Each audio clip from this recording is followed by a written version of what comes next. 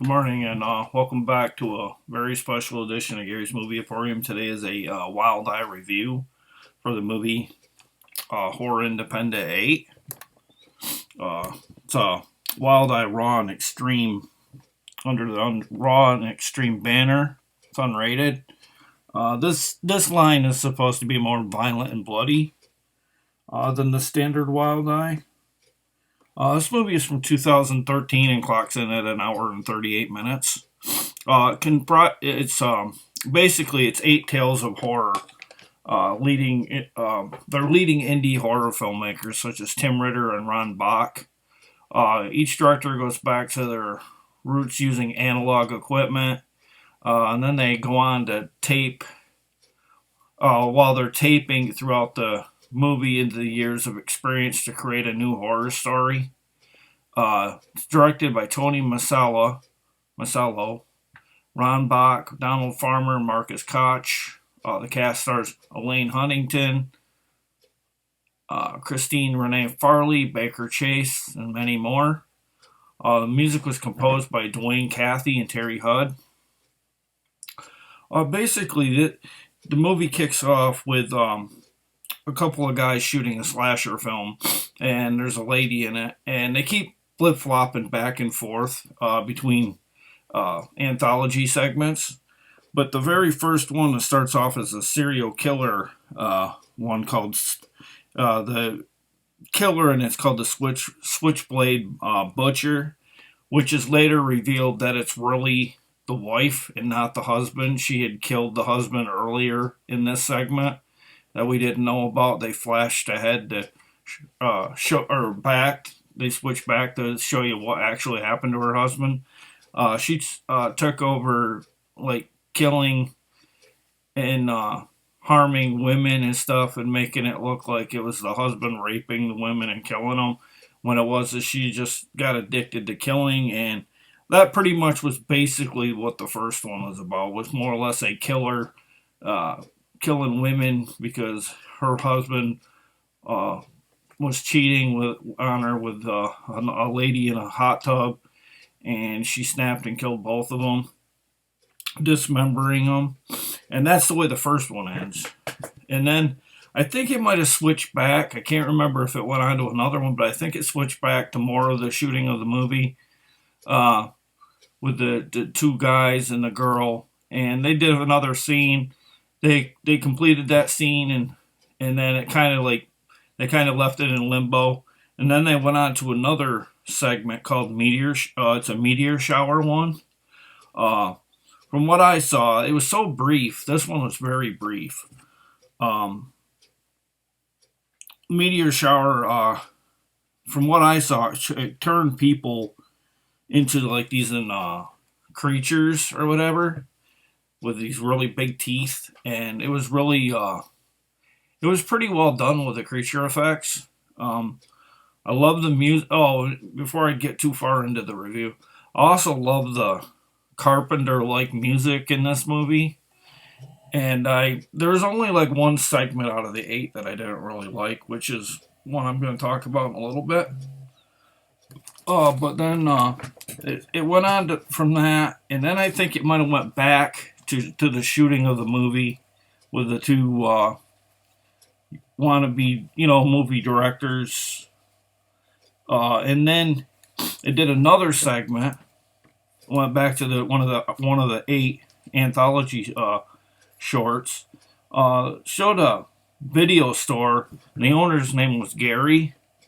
And believe it or not, the guy that owned the video store, being Gary, give Tim, his co-worker, a box of tapes that, I don't know, they didn't really know nothing about them. And Tim stumbled upon a tape called Bloodgasm. He popped it in, and he starts to see weird images, but he noticed it's really short and brief, and it's never been completed. And his girlfriend comes home, Phoebe, and they have a bit of a rendezvous there at one part of the movie, and basically Tim gets thinking about the tape, and he becomes so obsessed with the tape and what's on it and where it come from, that they go to meet Chester Cause. He's the killer in this movie that's never been completed. Uh, it shows by the end of the segment that Tim goes nuts and kills both Phoebe and Chester, and that's the way that one ends. And it cuts away and goes back to the shooting more of the movie. And I think they, at some point, in the shooting of the movie, they stumble upon a guy that's comes out of nowhere, and he wants money or something, and I don't know. It didn't really say because he was whispering it in her ear, and turns out he was kind of on a weird side, but his body's later found in the movie, and they're wondering what the heck is going on. Why did this guy's face be ripped off and he's dead? Like I said, I left off with the Chester and Phoebe part where they're dead from the last segment, and then they go on to do another anthology short here. It's a zombie storyline. It felt like a cheap knockoff of the main character Mongoose. It felt like a cheap knockoff of Sly Stallone because he had the bandana, much like John Rambo, and I felt like the mongoose was a reference to Top Gun. He was there visiting his nana, as he put it, or his grandmother, in a retirement home, and a zombie outbreak starts, and as it goes on, each resident there at the retirement home turns into a zombie, and by the end of that, it's Mongoose, or RJ, as he's referred to in the movie. Him and his grandmother are left to fend against these zombies, and they both get into the vehicle, and he looks over at his nana, and she's turned into a zombie, and it shows her lunging towards him, and that's the way it cuts away from that segment, leaving us to believe that he got killed or was turned into a zombie as well. And then basically it goes on to another it goes on to another segment. A woman's jogging. This creepy guy starts to stare at what she's doing by running down the road, and he keeps like doing menacing things. And then this is the one I didn't really like this story. I thought it was kind of pointless. Like, it kind of was the only bad part of the movie for me. I call this one the rape short because it was so ridiculous. I didn't like the dialogue. I just thought it was terribly done. I don't really want to go too much into detail because I don't know. I just didn't really like this one. No knock on the maker of this one, but I just thought this one really, I really didn't think it belonged in this horror anthology, really. And then next up, there's another segment with a radio station disc jockey keeps getting weird calls asking about playing their song, and it's very Grindhouse-like in this one as well. I believe it said it was his ex-girlfriend that kept calling, or he thought it was Lillian. The radio station that she keeps calling is KJKI radio station. Shows a flashback of their anniversary night, where he stabs her with a knife and wraps her body and disposes of it into a kind of like a city. I don't know. It was like in the woods, but like down a cement slab and into like drainage for the city or whatever. He throws her body down there, and he thinks back to that night, and then I think he gets a knock at the door, and he answers it, and it's his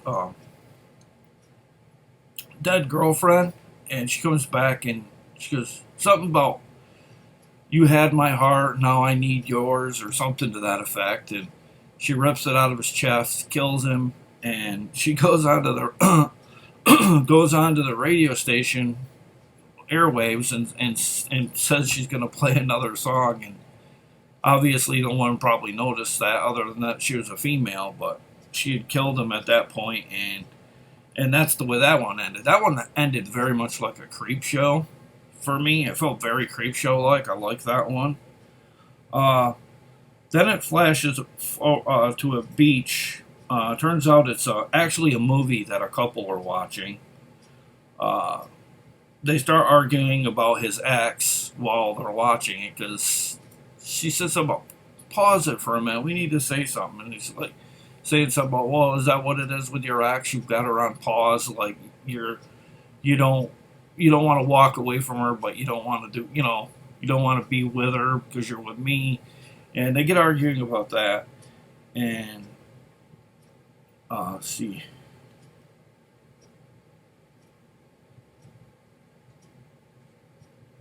He assures her that he does not have a thing for her, and she feels better about their talk. And then he goes to do something, and he finds out on his girlfriend's cell phone that she's pregnant, and she's actually 6 weeks pregnant.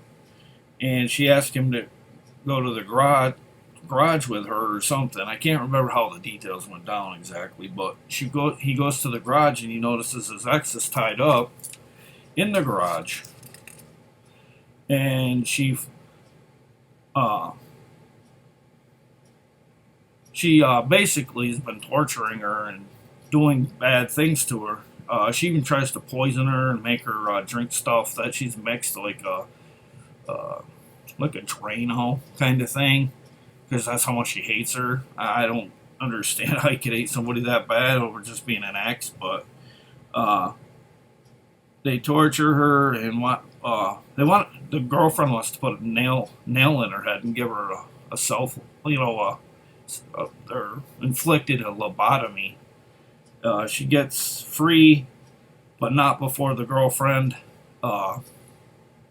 smashes her in the back of the head. It looked like with a rubber mallet. I'm not sure. That's what it looked like to me. And then that's how that one ends, and you don't really know what really becomes of it. And then the next scene, it cuts to a desert scene of a couple in a car driving to see a nostalgic landmark where a director apparently must have filmed a movie there a time or two back, when it was active. He was filming a movie there. Sorry about the pop up. But he was filming a movie there, and they begin to leave. It becomes overly windy and it becomes eerie, so they begin to leave their car, and they need a the girlfriend needs to get to an audition, and she wants to get out of there because it's just not her cup of tea, and he wants to stay around shooting Doc a little bit of what past nostalgic stuff he did there. And she basically takes off because the car won't start, and he said something about a slow leak, so I don't know if that meant they had a slow leak in where their antifreeze was to keep the car cool, to not overheat, or if he meant a tire too. But I know the car wouldn't start, and she takes off on her own, and she's got a camcorder at some point, and she sits down to watch it, and she notices her own demise, and shows her getting stabbed, and her throat, I think her throat was cut, and basically it pans up to see who the killer was, and it turns out it was her boyfriend that did it to her. And I don't really know why they did it this way, because she was still, it was like she was holding the camera, but yeah, she was dead in the video. So I don't know if it was kind of like some weird paranormal stuff going on, or if this was like a weird deserted area or something, like kind of like an Area 51 kind of thing. I have no idea. It just, that one was kind of, didn't really explain it too good in my eyes, but I loved it nonetheless. Uh, let's see.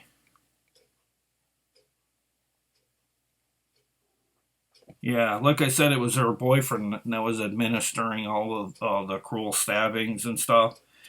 And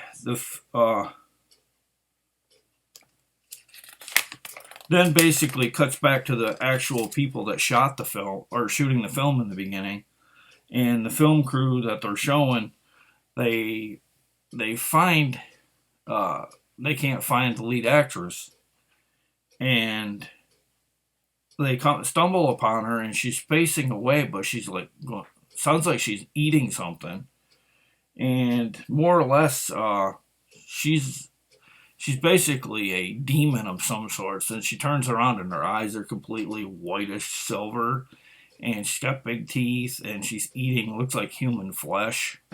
And I assume it's the face of one of the guys they stumbled upon while shooting the movie. And she's like eating it and like walking towards them, and then that's the way it ends. And it cuts to dark, and then the credits roll, and then each segment, it has a specific name, but they didn't show them before each segment when they did these anthologies.